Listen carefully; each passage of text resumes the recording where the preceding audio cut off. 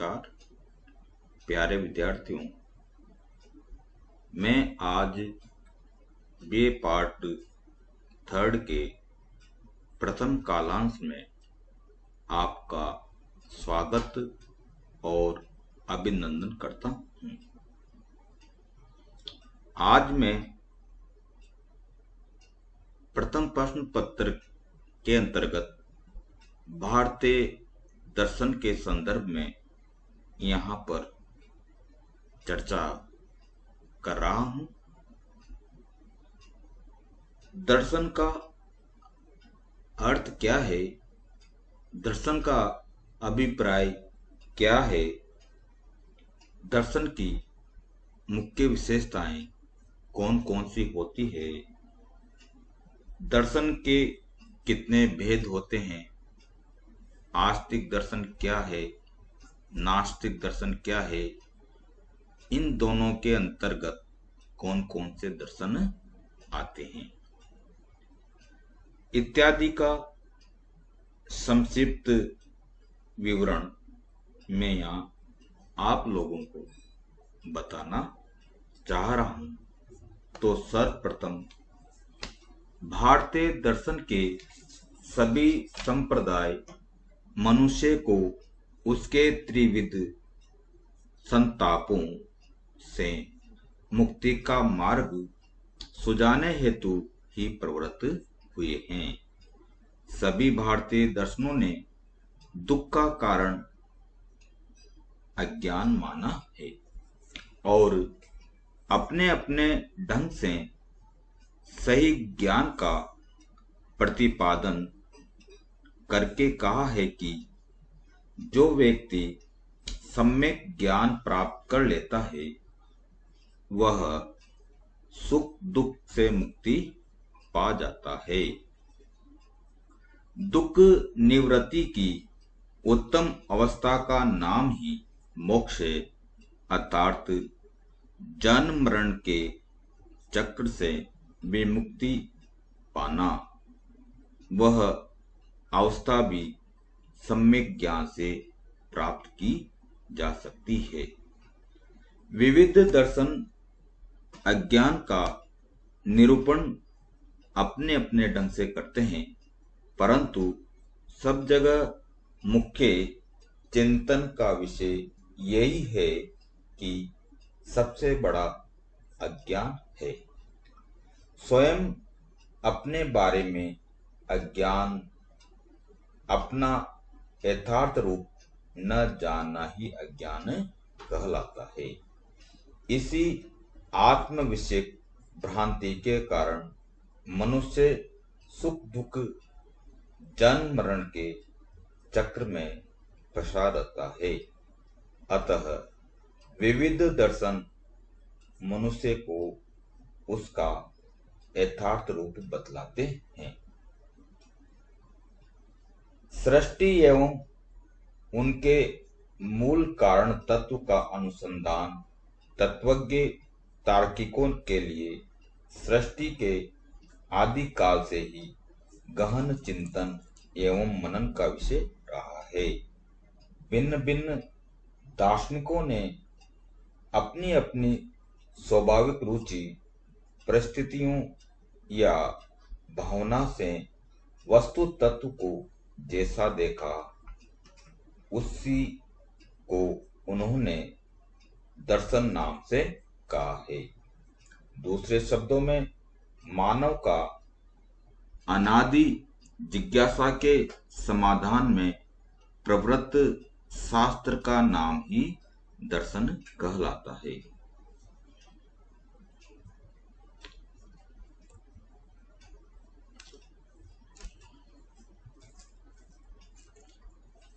दर्शन शब्द का अर्थ क्या है?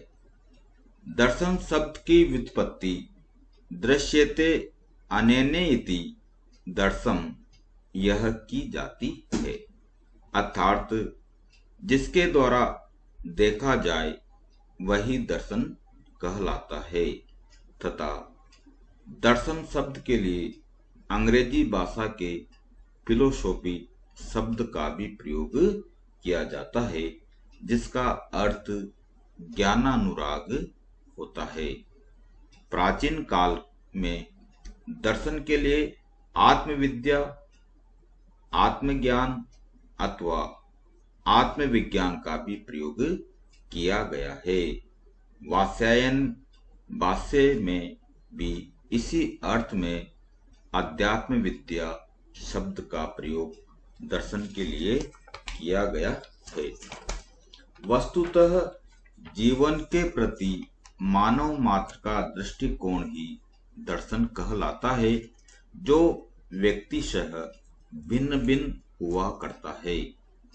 अपने चारों ओर व्याप्त दृश्य अदृश्य पदार्थों को जानने के लिए मानव की जिज्ञासा हुआ करती है।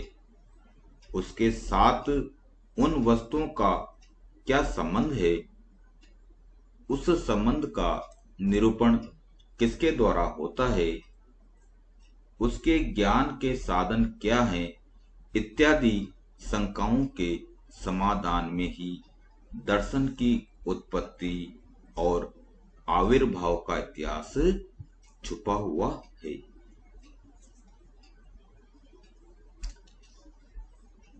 भारतीय दर्शन एवं वर्गीकरण। भारत में दर्शन का अन्वेषण किसी ऐतिहासिक साक्ष्य पर निर्भर नहीं है। विश्व का आदि ग्रंथ ऋग्वेद स्वयं में एक दर्शन कहा जाता है, क्योंकि इसका परम प्रयोजन मोक्ष माना जाता है और समस्त दुखों का आत्यंतिक विनाश ही मोक्ष कहलाता है। इस आधार पर तो भारतीय दर्शन की आधारशिला दुख पर आधारित कही जा सकती है, किंतु यह कथन सर्वथा सत्य नहीं कहा जा सकता है, बल्कि परम सत्य का अन्वेषण ही भारतीय दर्शन का मूल कहा जाता है। इस प्रकार परम सत्य के रहस्य को सुलझाने के कारण ही भारतीय विचारधारा अथवा चिंतन को सम्यक दर्शन भी कहा जाता है। भारतीय दर्शन की एक विशिष्ट एवं आकर्षक विशेषता उसका विचार प्राचुर्य एवं विविधता है। चिंतन का प्राय कोई भी क्षेत्र ऐसा नहीं है जिसे उसने न छुआ है तथा इसे भिन्न भिन्न दृष्टियों से वर्गीकृत भी किया गया है। इस आधार पर भारतीय दर्शन के दो प्रमुख वर्ग अथवा भेद आस्तिक और नास्तिक दर्शन माने जाते हैं। आस्तिक दर्शन के अंतर्गत प्रमुख 6 दर्शन माने गए हैं, जिनमें पहला न्याय दर्शन, दूसरा वैशेषिक दर्शन, तीसरा सांख्य दर्शन, चौथा योग दर्शन, पांचवा पूर्व मीमांसा दर्शन और छठा है उत्तर मीमांसा अथवा वेदांत दर्शन।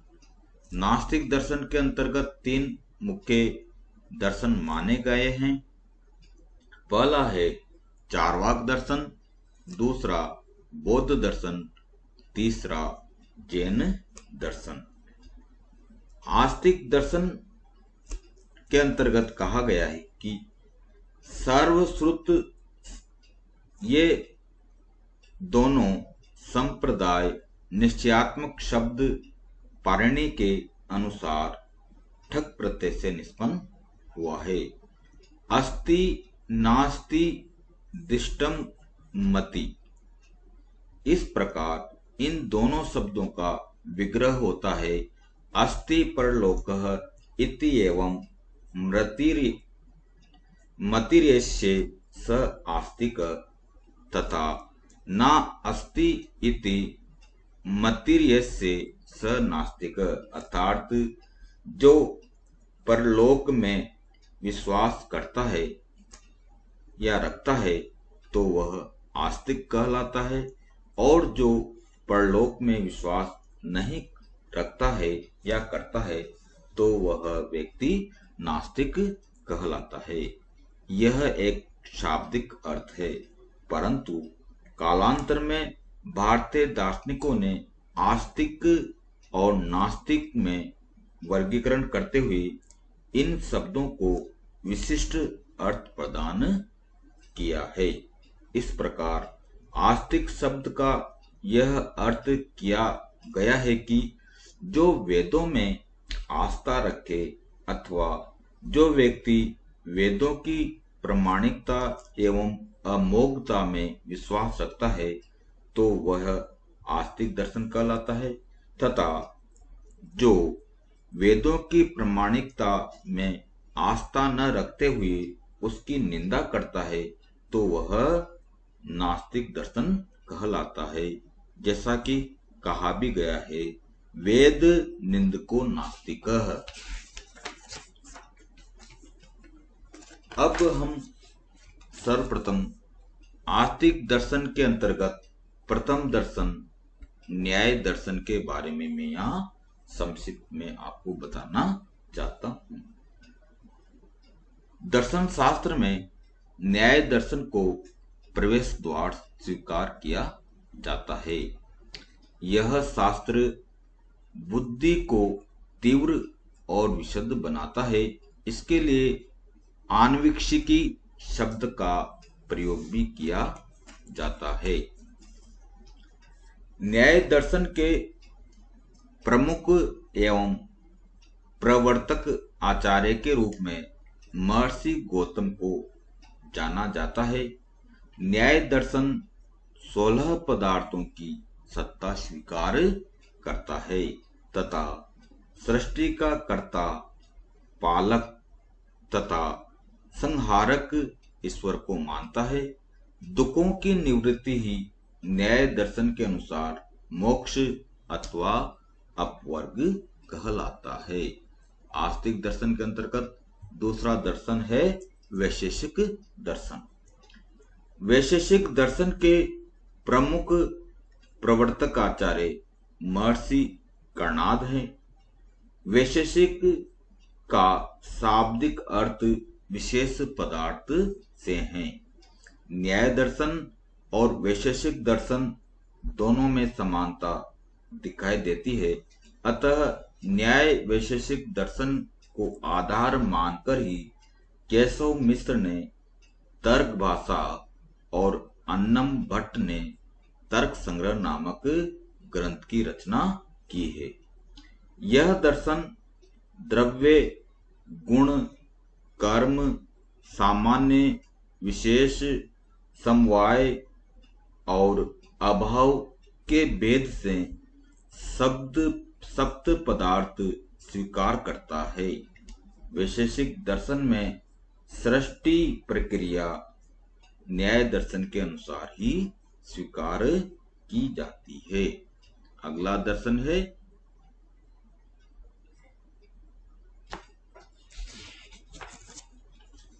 सांख्य दर्शन। सांख्य दर्शन के प्रवर्तक आचार्य कपिल मुनि माने जाते हैं। सांख्य दर्शन को जितनी प्रसिद्धि प्राप्त हुई है उतनी प्रसिद्धि शायद किसी अन्य दर्शन को नहीं हुई है। सांख्य दर्शन के अनुसार प्रकृति और पुरुष के संयोग से सृष्टि की उत्पत्ति होती है, अतः यह दर्शन प्रकृति कारणवाद अथवा प्रकृति परिणामवाद को मानता है।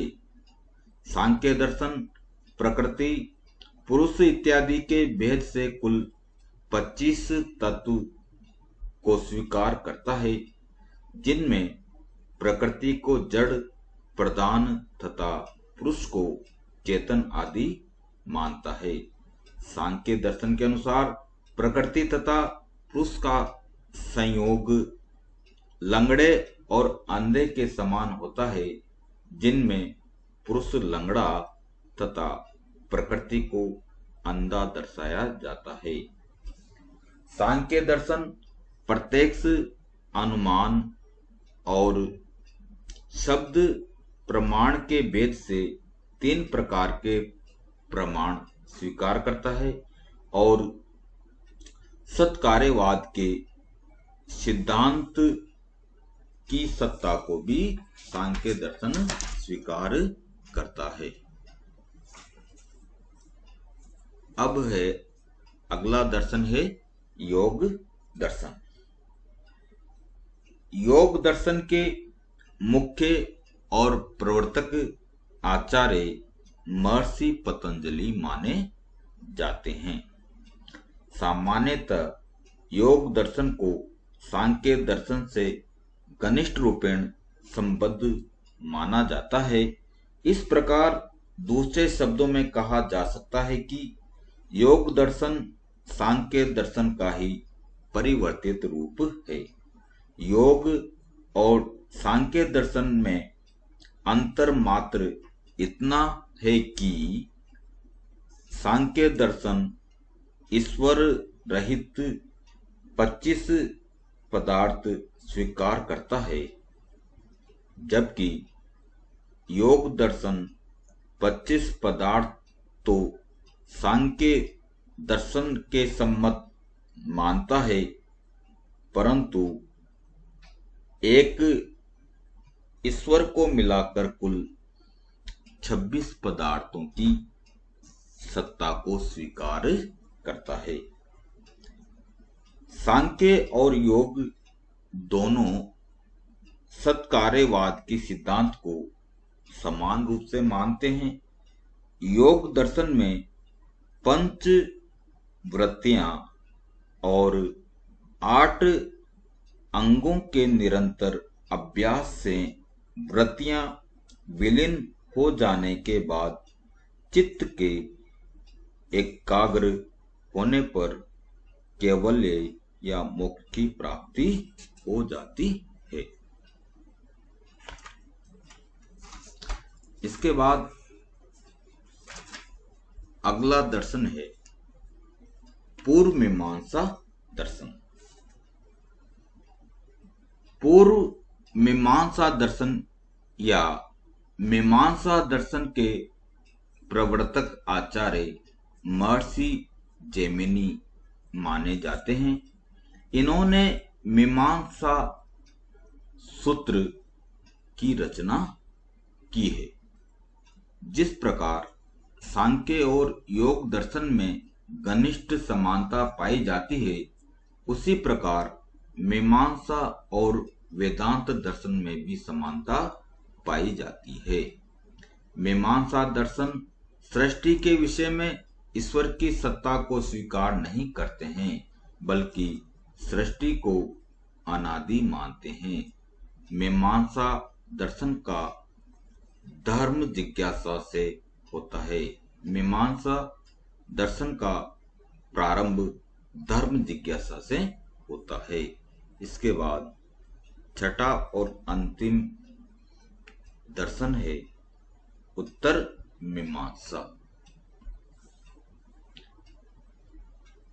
उत्तर मीमांसा अथवा वेदांत दर्शन।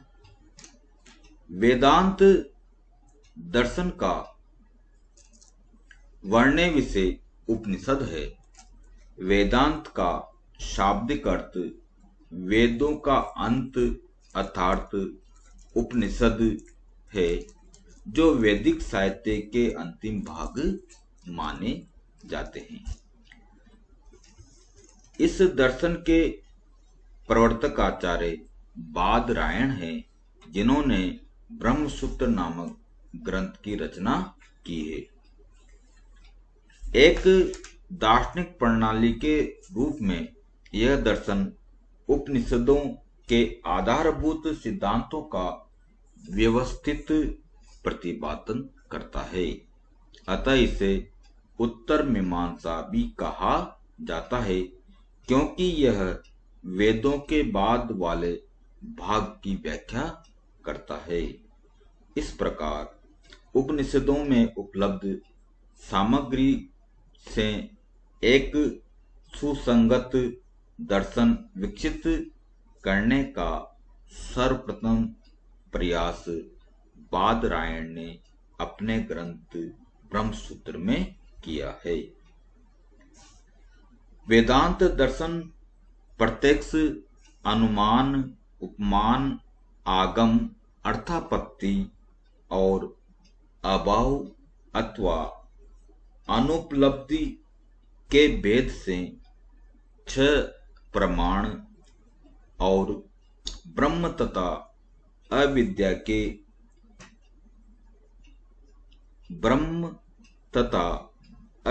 के भेद से केवल दो पदार्थों की सत्ता ही स्वीकार करता है। वेदांत दर्शन में विज्ञानमय, मनोमय और प्राणमय इन कोश त्रय को ही सूक्ष्म शरीर के नाम से जाना जाता है। अब भारतीय दर्शन के अंतर्गत ही दूसरा वेद नास्तिक दर्शन कहलाता है। नास्तिक दर्शन में प्रथम दर्शन है चार्वाक दर्शन। चार्वाक दर्शन एक भौतिकवादी दर्शन है जिसे लोकायत एवं पारस्पत्य दर्शन भी कहा जाता है। चार्वाक दर्शन के प्रवर्तक आचार्य बृहस्पति माने जाते हैं। यह भारतीय दर्शनों के समान ही अत्यंत प्राचीन है। इस दर्शन का सबसे उल्लेखनीय एवं विशिष्ट अवदान उनका यह सिद्धांत है कि चेतना केवल पदार्थ से ही उत्पन्न होती है। इस परिप्रेक्ष्य में चार्वाक का कथन है कि देह ही चेतना का स्थान है तथा इससे पृथक ऐसी कोई वस्तु नहीं है जिसे आत्मा कहा जाए। चार्वाक दर्शन सभी रूढ़िवादी बातों का उपहास करते हैं। वेद और वैदिक आचार व्यवहार पर विशेष रूप से कठोर प्रहार करते हैं। उनके अनुसार वेद ठगों, धूर्तों एवं निशाचरों की रचनाएं हैं। जैसा कि वे कहते भी हैं, त्रयो वेदस्य कर्तारः धूर्त भांड निशाचरः। इस दर्शन के अनुसार मंद बुद्धि एवं कार्य करने में अक्षम लोग ही यज्ञ, त्रिदंड और भस्म इत्यादि के सहारे जीविकोपार्जन करते हैं। चार्वाक दर्शन प्रत्यक्ष को ही एकमात्र प्रमाण मानता है तथा ईश्वर के अस्तित्व की सत्ता को स्वीकार करता है। बौद्ध दर्शन के अंतर्गत बौद्ध दर्शन के प्रवर्तक आचार्य गौतम बुद्ध माने जाते हैं तथा वे विभिन्न दार्शनिक विचार जो बुद्ध की शिक्षाओं से अपना नाता जोड़ते हैं वे सामान्यतया बौद्ध कहलाते हैं। बौद्ध दर्शन के प्रमुख सिद्धांतों के अंतर्गत चार आर्य सत्य, प्रतीत समुत्पाद और क्षणिकवाद तथा शून्यवाद बौद्ध दर्शन के प्रमुख सिद्धांत माने जाते हैं। जैन दर्शन बौद्ध दर्शन की तरह ही जैन दर्शन भी धार्मिक विश्वास से जुड़ा दर्शन है। इस दर्शन का उद्भव बौद्ध दर्शन से पूर्व ऋग्वैदिक काल में ही हो चुका था। जैन दर्शन के प्रवर्तक आचार्य भगवान महावीर स्वामी माने जाते हैं, जो 24वें तीर्थंकर भी कहलाते हैं। इस जैन दर्शन के दो प्रमुख संप्रदाय श्वेतांबर और दिगंबर माने जाते हैं। जैन दर्शन के प्रमुख सिद्धांतों के अंतर्गत शादवाद अथवा सप्तभंगी नय, अनेकांतवाद, पुद्गल सिद्धांत, त्रिरत्न इत्यादि सिद्धांत इस जैन दर्शन के प्रमुख चिंतन के सिद्धांत माने जाते हैं। प्यारे विद्यार्थियों, इसके बाद हम अगले कालांश में अन्नम भट्ट कृत तर्क संग्रह है, उसके बारे में, उसकी व्याख्याएं इत्यादि के बारे में हम पढ़ना प्रारंभ करेंगे।